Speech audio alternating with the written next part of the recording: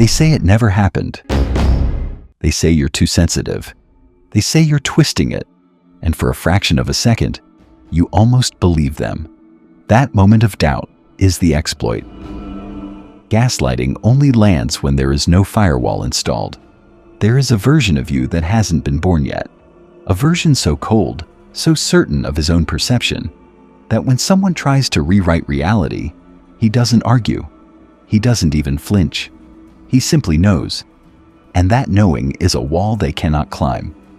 Most people think manipulation is about lies. It's not.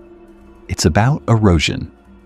One small doubt planted today, another tomorrow. A year from now, you don't trust your own memory. You don't trust your own eyes.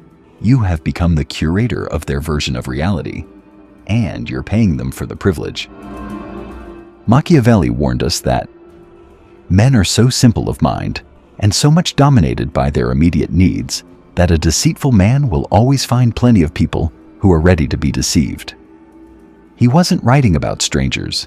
He was writing about you, about the part of you that wants to believe the people you love, that wants to trust the authority figures, that wants to think, they wouldn't lie to me. The dog trusts their version over his own. The wolf has already coded the defense. Today, you're not going to learn how to win arguments. You're going to learn how to make the argument irrelevant. You're going to install 6 psychological firewalls, scripts, protocols, anchors that stop gaslighting before it infects your mind. Not to become paranoid, to become unshakable. If you're done doubting your own reality, type Anchor in the comments. Let's go to war with your uncertainty. Number 1. Reality anchoring. Here's something they don't teach you. Your memory is not a recording. It is a story your brain rewrites every single time you recall it. Details shift, emotions color. Gaps get filled with whatever feels most convenient. Manipulators know this. They exploit the gap. They don't need to convince you they're right. They just need to make you unsure that you're right. The first firewall is reality anchoring, maintaining a documented time-stamped record of your own perceptions before memory can be altered. Keep a private journal. Not poetry, facts, dates, times, exact words. After important conversations, write down what was said, not what you felt. What was spoken. Screenshot. Save emails. Create a paper trail. The dog trusts his memory and gets gaslit. The wolf knows memory is fragile, so he builds an external anchor, something he can touch, something that doesn't lie. After your next significant conversation, spend 2 minutes writing down the key points. You're not being paranoid, you're being precise. Precision is the enemy of manipulation. Number 2. The certainty script. When someone tries to rewrite reality, your instinct is to argue, to prove, to convince. You pull out evidence, you raise your voice, you try to make them see. That's exactly what they want. Argument implies uncertainty. If you were certain, you wouldn't need to argue. You'd just state and move on. The second firewall is the certainty script. Short, pre-rehearsed internal phrases that hold your ground without debate. I remember what I saw.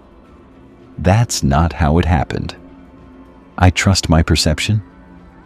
We can agree to disagree, but I'm not changing my mind. You don't explain. You don't provide evidence. You simply state your reality and stop. The dog tries to win the argument. He exhausts himself. He ends up doubting himself anyway. The wolf doesn't argue. He states and walks away. His certainty is not a negotiation. Memorize one certainty phrase. Next time someone tries to twist reality, use it once, then change the subject or walk away. Watch how powerless they become when you refuse to play. Number 3. Gaslighting pattern recognition. Gaslighting is not random. It follows predictable moves. It's a script. And once you know the script, you can't be surprised by it. The third firewall is pattern recognition. Knowing the 6 most common tactics so you can name them the moment they appear. 1. Denial. I never said that. Even when they did, even when you have proof. 2. Trivializing. You're overreacting. Your feelings are the problem, not their behavior. 3. Countering. That's not what happened. You're remembering wrong. They offer an alternative version with absolute confidence. 4. Withholding. Refusing to listen, changing the subject, walking away mid-sentence. 5. Forgetting. I don't remember that. Convenient amnesia that always benefits them. 6. Allying. Bringing in a third person to support their version. Everyone agrees with me. The dog feels confused, overwhelmed, uncertain. The wolf names the move, and in naming, disarms it. Because a tactic exposed is a tactic weakened, keep a mental checklist. When you feel that fog of confusion, that sinking feeling of, maybe I am wrong, stop. Ask, which tactic are they using? The answer is almost always one of these 6. Write it down if you need to. Number 4. Escalation signals. Here's where most people lose the war. They don't know when the conversation has crossed from honest disagreement into deliberate manipulation. The 4th firewall is knowing the escalation signals. They start speaking faster, louder, more emotionally. They repeat the same accusation despite evidence. They bring up unrelated past events to muddy the water. They mock your tone, your face, your attitude, instead of addressing facts. They play the victim. Why are you attacking me? When you simply disagree. Once you see the shift, you don't need to win. You don't need to prove anything. You need to exit. The dog stays, hoping to be understood. He thinks if he just explains one more time, they'll get it? They won't. They're not confused. They're manipulating. The wolf recognizes the trap and steps out. He doesn't announce it. He doesn't slam doors. He just leaves. In your next tense exchange, watch for one escalation signal. The moment you see it, pause. Ask yourself, am I debating a fact or am I being played? If it's the latter, disengage. No explanation. No last word. Just exit. Number 5. Disengagement Protocols. Once you know you're being gaslit, arguing is a waste of your sanity. It's like trying to win a chess game against someone who keeps changing the rules. You can't. The only winning move is to stop playing. The 5th firewall is a clean exit, without conceding ground, without triggering escalation. We're not going to agree on this. Let's pause. I'm not continuing this conversation right now. I've said what I know. We can talk later when things are calmer. I'm not going to debate my own memory. Then you leave, you hang up, you stop responding, you don't check your phone for their reply, you don't rehearse what you should have said. You let the silence be the boundary. The dog fears being seen as difficult, as rude, as the one who can't handle conflict.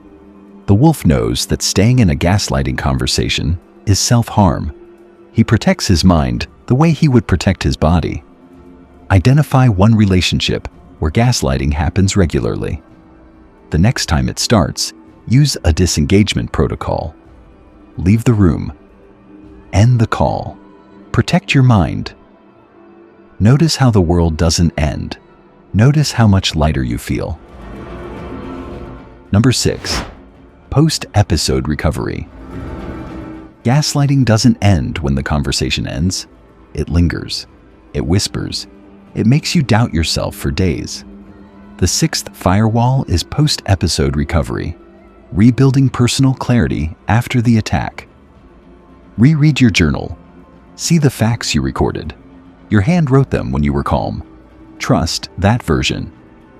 Talk to a trusted witness, someone who wasn't in the room but can help you ground. Not to vent, to verify. Remind yourself, their version is not reality. My documented record is. Sleep on it. A good night's sleep restores cognitive function. Manipulators love tired minds. The dog stays confused, carries the doubt, becomes easier to manipulate next time. The wolf cleans the wound, restores his perception, and walks into the next interaction stronger, because he's already rebuilt the wall.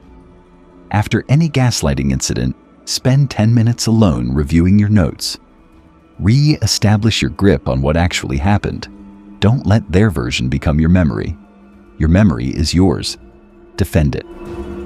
Here's the question you've been avoiding, the one that sits in your chest like a stone. Whose version of events do you default to trusting over your own? A parent who always knew best? A partner whose love you're afraid to lose? A boss whose approval you need? Someone you gave authority to, without ever questioning whether they earned it. And here's the harder question. What would you need to prove to yourself, concretely, that your own memory and perception are reliable? Not a feeling, not a hope.